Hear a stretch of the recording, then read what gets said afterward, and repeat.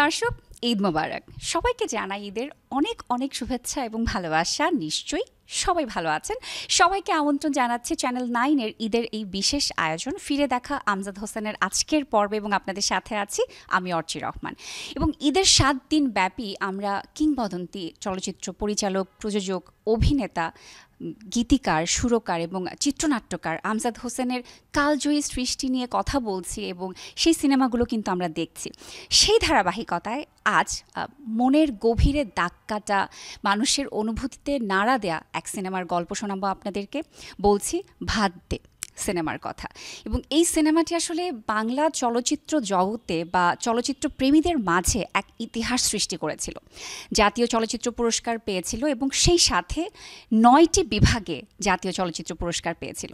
আর ভাত দে সিনেমাতে শিশুশিল্পী হিসেবে যেই জরিকে আমরা দেখেছি, তিনি আর কেউ নন, আমাদের ভালোবাসার সঙ্গীতশিল্পী, প্রিয় মানুষ, প্রিয় মুখ, যাকে আসলে সবসময় যখনই দেখি ভীষণ ভালো লাগা কাজ করে। সেই শিল্পী তো আজকে অনেক বড় শিল্পী হয়ে গেছেন এবং আমাদের মাঝে সেই ভালোবাসা আলো ছড়িয়ে যাচ্ছেন।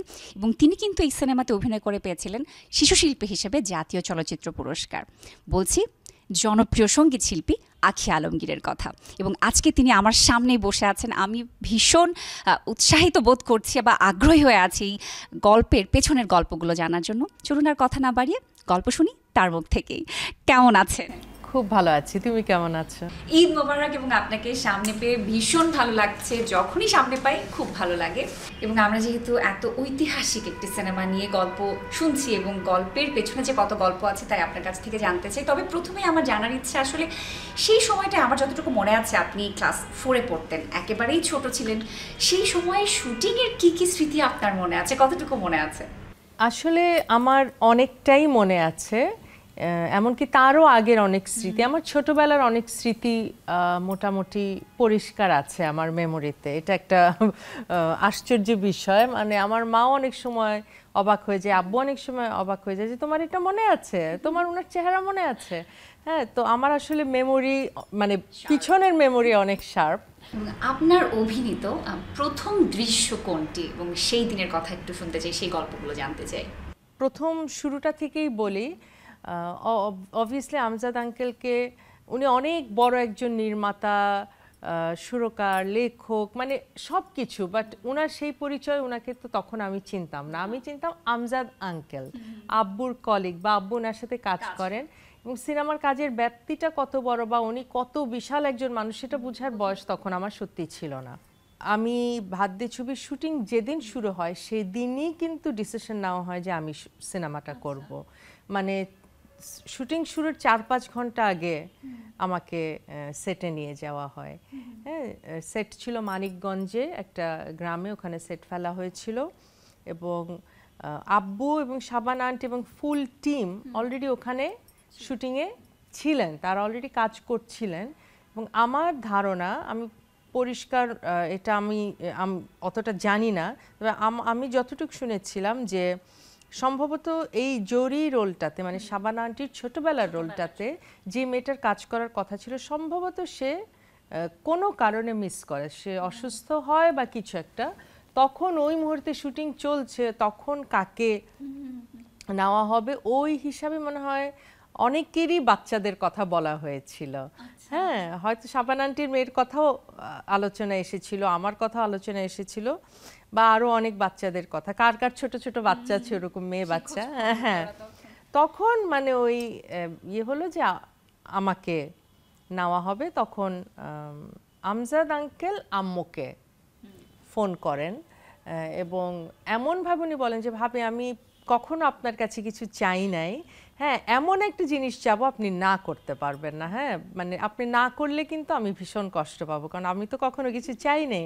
মানে এমনভাবে আম্মুকে উনি আগে থেকে উনি একটা পুরা ফিল্ড ক্রিয়েট করে দেন। উনি যখন বলে, তখন আম্মু বলে যে এটা তো আসলে আমার ডিসিশন না, এটা তোর বাবার ডিসিশন হতে হবে। তখন বলে ওর বাবা তো অলরেডি সেটে, আপনার কি মনে হয় আমি ফোনটা কেন করছি?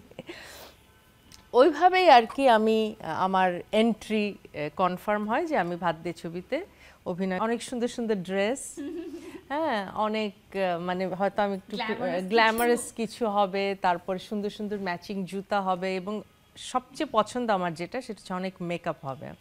হ্যাঁ, তো মানে আমি খুব এক্সাইটেড এইটা ভেবে। দেন আম্মু বললেন যে সব প্যাক ট্যাক করে দিতে আমাকে। আম্মু প্যাক করে দিল সব কিছু, অ্যান্ড সন্ধ্যায় আমি চলে গেলাম ওখানে। গিয়ে দেখলাম যে একেবারেই কোনো রাজপ্রাসাদ নাই, প্রিন্সেসের ড্রেস নাই, কিছুই নাই। তো আমি খুব অবাক হয়ে ভাবছিলাম যে এখানে হয়তো অন্য কিছুর শুটিং হচ্ছে, পরে আমার জায়গাটা একটা অন্য স্পেশাল কিছু একটা হবে। আমি তো স্বপ্ন দেখছি সুন্দর সুন্দর ড্রেসের। বাট দেন দেখি যে না, আব্বু একটা গেঞ্জি পরা, লুঙ্গি পরা আব্বু শট দিচ্ছে, মানে অনেক লোক। শুটিংয়ের সেট নিয়ে আমার ধারণা আগে থেকেই ছিল, বাট এরপরে আমি যে এটা মনে হয় অন্য কোনো কাজ, এটাতে আমাকে নিশ্চয়ই দিবে না, আমাকে একদম অন্যরকম কিছু একটা দিবে। তো ওই করতে করতে রাত বেজে যায় 10টা 11টা ওরকম সময়। তখন একটা ছোট কুঁড়ে ঘরের মতো বানানো ছিল, ওইটার ভিতরে যেটা আমাদের বাড়ি দেখানো হয়েছে, আমাদের বাসা। আর ওখানেই বিছানা, ছোট্ট একটা ভাঙা চৌকি, তারপরে ছোট পাতিল টাতিল রাখা, সুন্দর একটা সেট, বড় একটা ঘর ওখানে, মাটির ঘর। হ্যাঁ, তো আমি ওখানে এত মানুষ, এত লাইট, এত কিছু, তার মধ্যে হ্যাঁ হঠাৎ করে ওই আমজাদ আঙ্কেল এসে বললেন, হ্যাঁ আখি ড্রেসটা পরায় দাও, ড্রেস দাও, ওকে রেডি করে দাও। তো আমি তো তখন এক্সাইটেড, একটা দারুণ ড্রেস আসবে। বাট দেখলাম একটা তালি দেওয়া, হ্যাঁ একটা একটা পেটিকোটের মতো, ছোট্ট একটা টপের মতো, আবার 2-3টা ফ্রক আনলো। প্রথম দিন আমি যেটা পরে আমার ক্লিয়ারলি মনে হচ্ছে একটা কালো কটন জামা, যে এখানে ম্যাগি হাত দেওয়া থাকে ওরকম, একটু ছিঁড়া টিরা, চুলটা এলোমেলো করে দেওয়া হলো। আর যে আঙ্কেল ছিল মেকআপ, আমি বলছি আঙ্কেল মেকআপ, হ্যাঁ আসতে করে বলে তোমার কোনো মেকআপ হবে না আম্মু, তোমাকে একটা তিল দিয়ে দেওয়া হবে, ম্যাডামের একটা তিল আছে গালে। তো একটা পেন্সিল দিয়ে এখানে একটা বড় তিল দিয়ে দিল, অ্যান্ড দ্যাটস ইট। এভাবেই শুরু হলো। আর বাকি প্রথম টেক যেটা আঙ্কেল, প্রথম দৃশ্যটা, সেটা হচ্ছে আমজাদ আঙ্কেল আমাকে পুরো ডেকে নিয়ে বসে, আম্মু তুমি ভয় পাচ্ছ? না, আসলে তখন আমি ব্যাপারটার সিরিয়াসনেস বোঝা শুরু করেছি যে এটা আসলে কোনো ছেলে খেলা না, এবং এটা ছেলে খেলা প্রিন্সেস বা ওরকম ফেরিটেল টাইপের মুভি না, এটা ইটস রিয়েলি সামথিং সিরিয়াস। প্রিয় দর্শক, আপনারা দেখছেন ফিরে দেখা আমজাদ হোসেনের আজকের এই পর্ব। ছোট্ট একটা বিরতির পরে আবারও ফিরে আসছি, কোথাও যাবেন না, সাথেই থাকবেন।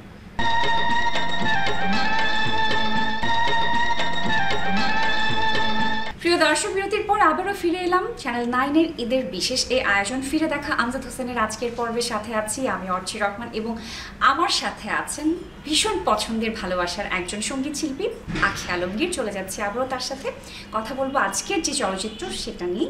ভাদ্যি সিনেমা নিয়ে গল্প শুনছিলাম, আবারও চলে যাচ্ছি গল্পে। আমি বললাম যে হ্যাঁ বলেন আঙ্কেল, বল যে তুমি এরকম পুরাটা একটু নিয়ে আমাকে স্টোরিটা একটু একটু করে বললো, এরকম একটা অবস্থায় তুমি আছো, তুমি বুঝতে পারতেছো? জি। বলে তুমি প্রথম টেক হচ্ছে তুমি শুয়ে থাকবে, যে ঘুমাচ্ছ,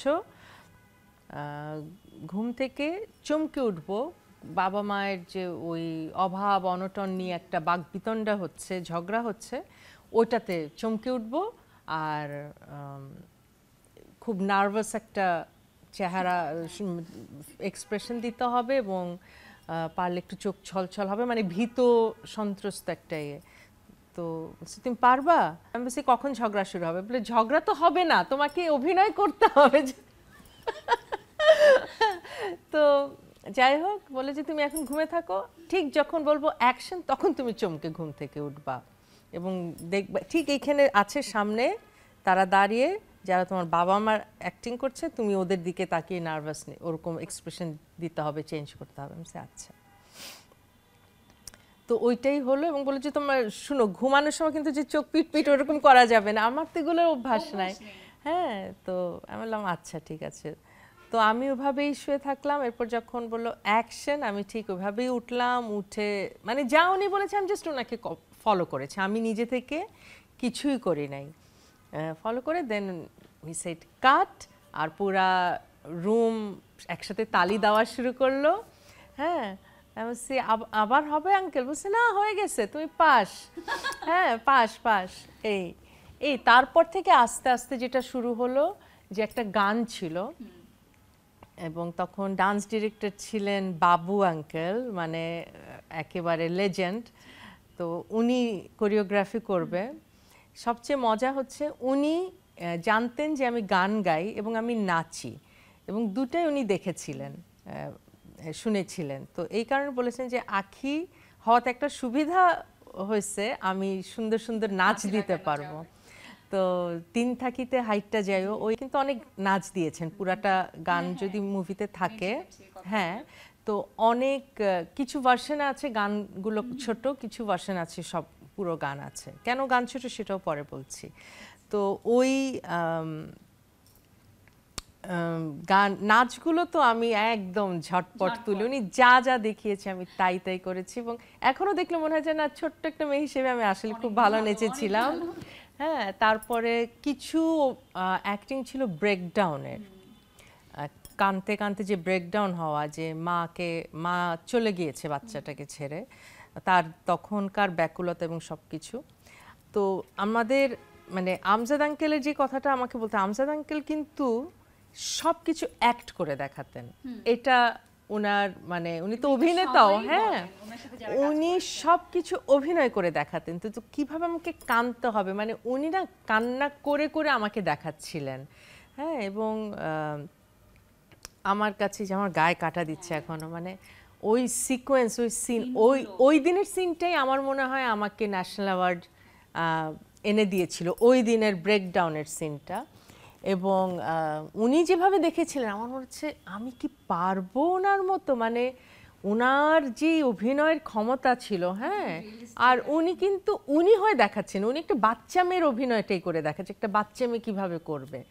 হ্যাঁ, তো ওইটাই। এবং আমার মনে আছে যে আমি কিভাবে যেন অতটুক হলো আমি বুঝেছিলাম যে আমার কোনো কিছু, মানে আমি ক্যামেরাও কেয়ার করব না, আমি লাইট কেয়ার করব না, আমি কিছুই না, আমি শুধু এই মানুষটাকে কপি করব। প্রিয় দর্শক, আপনারা দেখছেন ফিরে দেখা আমজাদ হোসেনের আজকের এই পর্ব। ছোট্ট একটা বিরতির পরে আবারও ফিরে আসছি, কোথাও যাবেন না, সাথেই থাকবেন।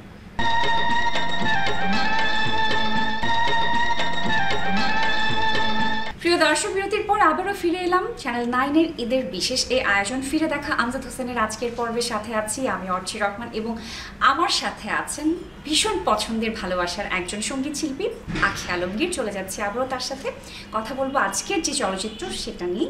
ভাদ্যে সিনেমা নিয়ে গল্প শুনছিলাম, আবারও চলে যাচ্ছি গল্পে।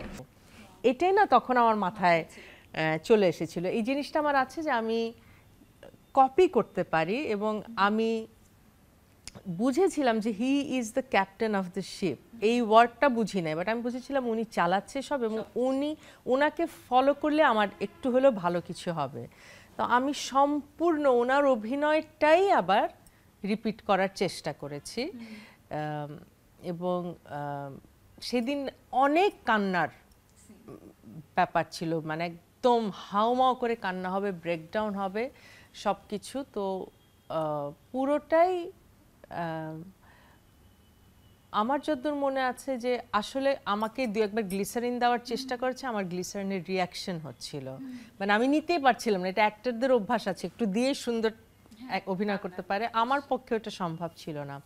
পরে আবার আমাকে হাত মুখ ফ্রেশ করে ধুয়ে, কারণ আমি একটু নিতে পারছিলাম, সো আমাকে বুঝতে হলো যে আমাকে গ্লিসারিন ছাড়া জিনিসটা করতে হবে। এবং সেটাও উনি আমাকে, যে আমাকে কী কী চিন্তা করতে হবে, কী কী ভাবতে হবে, উনি আসলে না আমাকে সাডেনলি ওই সিচুয়েশনে নিয়ে গেলেন, ওই মোমেন্টে নিয়ে গেলেন, এবং ওই ক্যারেক্টারের ভিতরে ওই দিন ওই মুহূর্তে, একদিনও আমি জড়ি হই নাই, ওই দিন ওই মুহূর্তে উনি আমাকে জড়ি বানিয়ে ফেলতে পেরেছিলেন। ওই দিন ঢুকে গিয়েছিলাম, এবং তারপরে আমি ওই সিনটা আবার যখন টেক দিই তখন ইট ওয়াজ পারফেক্ট। এবং বাকি অন্যান্য কিছু নাচ গান কোনো কিছুই আমার জন্য অত কঠিন ছিল না, কিন্তু ওই দিনের সিন আমার জন্য আসলে অনেক কঠিন ছিল। এবং ওই দিনই আমাকে জাতীয় চলচ্চিত্র পুরস্কার ওই সিনের জন্য আমি পেয়েছিলাম, আমার যতদূর মনে হয়। আরেকটি বিষয় যেটা নিয়ে আসলে না জানলেই নয়, জানতে ইচ্ছে করছে যে আপনার বাবা কিংবদন্তি আলমগীর যখন সেই চলচ্চিত্রে কাজ করেছেন এবং একসাথে কাজ হয়নি, একসাথে সিনেমাতে অভিনয় করা হয়নি, একই ফ্রেম শেয়ার করেননি, কিন্তু আসলে একই চলচ্চিত্রে আপনারা যুক্ত ছিলেন। সেই সময় আসলে যখন আপনার বাবা জানতে পেরেছেন যে আপনি সেই চলচ্চিত্রে আছেন, তখন তিনি কি বলেছিলেন বা তিনি কি কখনো আপনাকে কোনো উপদেশ দিয়েছিলেন, মনে আছে সে কথা এখন? না, আব্বু সত্যি আমাকে কোনো উপদেশ দেয়নি। এটা একটা এটা হয়তো অনেকেই ভাবেন যে আমার ক্যারিয়ার, ইভেন এখনকার ক্যারিয়ারও আমার বাবা মার গাইডেন্স বা এতে আসলে সম্পূর্ণ ইন্ডিভিজুয়াল।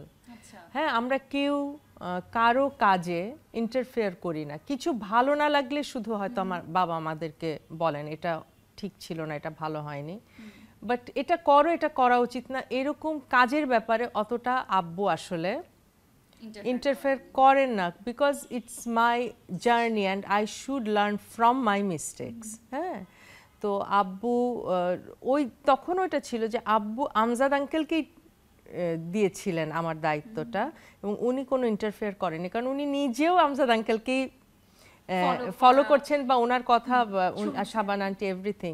এবং আমার সামনে অনেক ঐতিহাসিক সিনের শুটিং হয়েছিল ভাত দে ছবির, যেদিন আমজাদ আনোয়ার হোসেন আঙ্কেল মারা যায়, যিনি আমার বাবার রোল করছিলেন, ওনার লাশ পাওয়া যায় নদীর ধারে, এবং শাবানা আন্টি যে দৌড়ে গিয়ে আঁচল দিয়ে বাবাকে ঢেকে ওনার আউটবার্স্ট,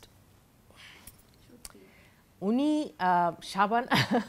শাবান আন্টি না টেক দেওয়ার পরে কান্না আটকাতে পারছিলেন না। আমার এখন কান্না আসছে এটা ভাবতে, মানে শাবান আন্টি কান্না থামাতে পারছে 1-1.5 ঘন্টা উনি কাঁদছিল বসে। আমি বলতে পারবো না সেদিন, মানে ভাত দে ছবি এতটাই মানে এভরিথিং ওয়াজ সো রিয়েল।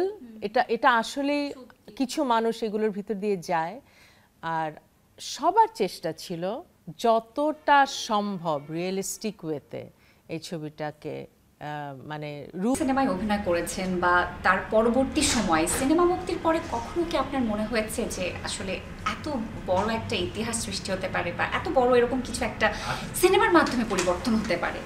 আমি সত্যি বুঝিনি, কারণ হচ্ছে প্রথম ছবিটা আমি এফডিসিতে দেখি, মানে রিলিজ হওয়ার আগেই একটা প্রিমিয়ারের মতো হয়েছিল সবাইকে দেখানোর জন্য, সেটা আমি দেখি। তখনও আমাকে আমজাদ আঙ্কেল অনেক আদর করেছেন, বলছেন আখি দেখছো তুমি কত ভালো কাজ করছো মা, হ্যাঁ এরকম। তারপরে উনি বলেছিলেন আর কয়েক বছর পরেই কিন্তু তুমি নায়িকা হচ্ছ, হ্যাঁ এটা উনি আমাকে বলছেন, জি আঙ্কেল। হ্যাঁ, আর আব্বু আমার হচ্ছে আব্বু বলছে এগুলোর মাথায় ঢুকান না তো, আর পড়াশোনা হবে না তাহলে। বলে না না না, ও নায়িকা হবে, ও নায়িকা, ও রেডি পুরো নায়িকা হবে। হ্যাঁ, আর ভাত দে সিনেমা যেদিন প্রথম দেখি ওখানে, তারপর সিনেমা হলে যখন দেখি, সিনেমা হলের ব্যাপারটা তো একদম আলাদা। সিনেমা হলে আমরা সব আত্মীয় স্বজন মিলে, সবাই মিলে একসাথে, আব্বু তো আর হলে যেতে পারেননি, বাকি সবাই ভাই বোন সহ যখন ভাত দে ছবি দেখি, তখন সিনেমাটা আমার সিনেমা হিসাবে আমি দেখি নাই আসলে। আমার কাছে মনে হচ্ছে এটা কি দেখলাম। ন্যাশনাল অ্যাওয়ার্ডের পার্ট যেটা ছিল, প্রথম কথা ন্যাশনাল অ্যাওয়ার্ড কি আমি তো সেটাই জানি না। হ্যাঁ, কারণ হচ্ছে যে তার আগে আমার বাবাও ন্যাশনাল অ্যাওয়ার্ড পাননি, তো আমাদের বাসায় আমারই প্রথম ন্যাশনাল অ্যাওয়ার্ড প্রাপ্তি। এরপর থেকে আমার পরের বছরই আমার বাবা পান, প্রথম মা ও ছেলে চলচ্চিত্রে। এমন একটি চরিত্রে আপনি অভিনয় করেছেন, সেই শিশু শিল্পী থাকা অবস্থায় যেই চরিত্র, যেই সিনেমা লাখো মানুষকে কাঁদিয়েছে, এবং এখনও যখন আমরা টেলিভিশন সেটের সামনে সিনেমাটি দেখি তখনও আমরা কান্না করি, কাঁদি। এরকম একটি চরিত্রে কাজ করার পরবর্তী সময়ে কি কখনো আপনার বাস্তবে জরির সাথে দেখা হয়েছে?